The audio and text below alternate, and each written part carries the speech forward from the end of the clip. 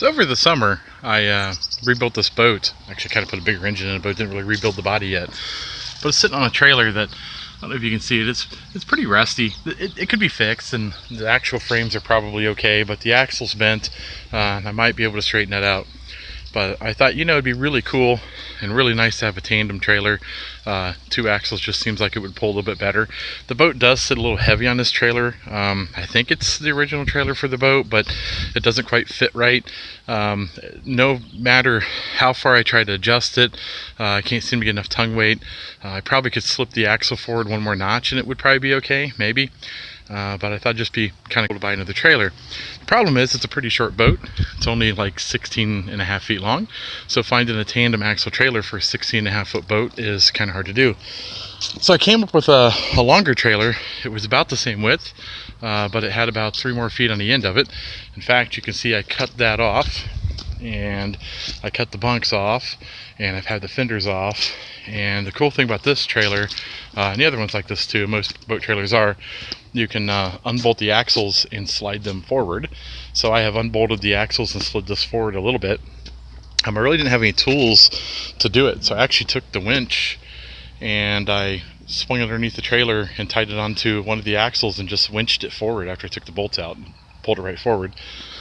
And then in the back, you can see I just cut the tail off the trailer, so that shortened it up quite a bit. And I'll just take my grinder, kind of smooth out all the cuts, and take some type of gray paint and try to touch it up so it doesn't rust.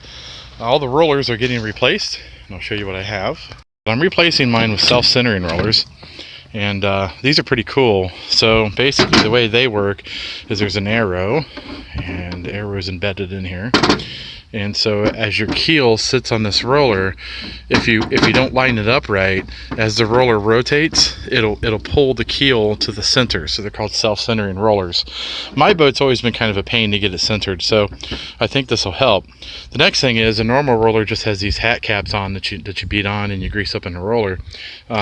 There's a company that makes rollers that have Zerk fittings on the end, and then they have a grease hole. So you pump them full of grease and it puts the grease in the center of the roller, more towards the inside, I should say. A lot of people complain that maybe they should be deeper, but I think it'll be just adequate. I'll grease them up by hand and then pump them up and they'll be full. So these are pretty cool. The one reason I really bought these wasn't really because of the greasable or the ease of being able to grease them.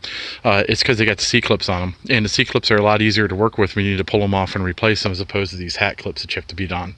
I bought all new brackets, went galvanized, and I'll put a link in the description of all these parts and pieces because some of these were kind of hard for me to find. I was able to source them on Amazon, but I can only find a couple of companies making a 12-inch roller that were tracking or self-centering, and I only found one company making these types of shafts. So I'll put a link in the description in case you're wanting to do the same type of upgrades to your trailer. Because I'm shortening this trailer, and it has a really long tongue, I'm going to cut some of the tongue off as well. You can see it's a type of tongue that has the brake built into it, a surge brake configuration.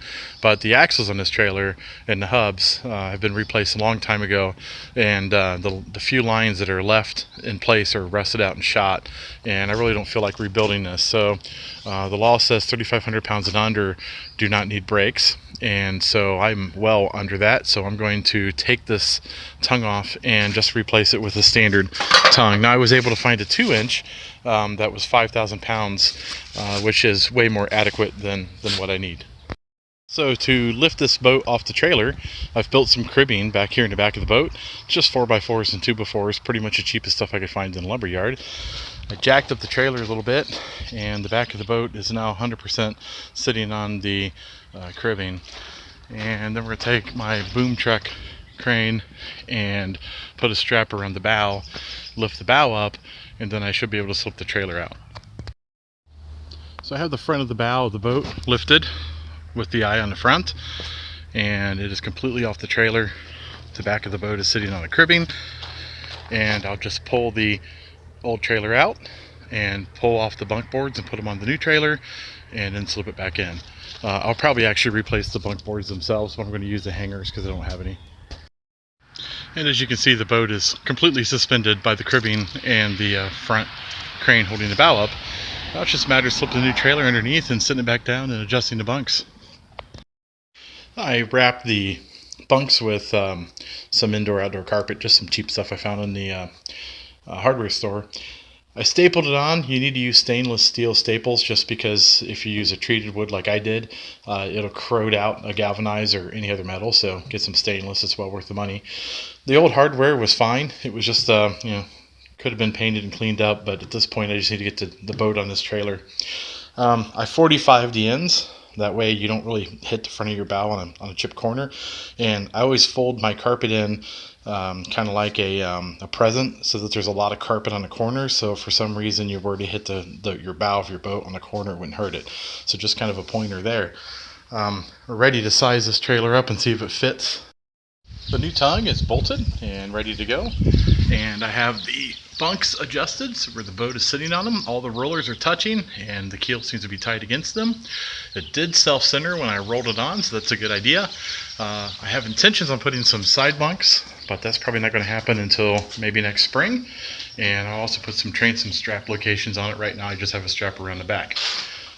So I have some pretty cool enhancements planned for this trailer for next spring, so like and subscribe if you like these types of videos.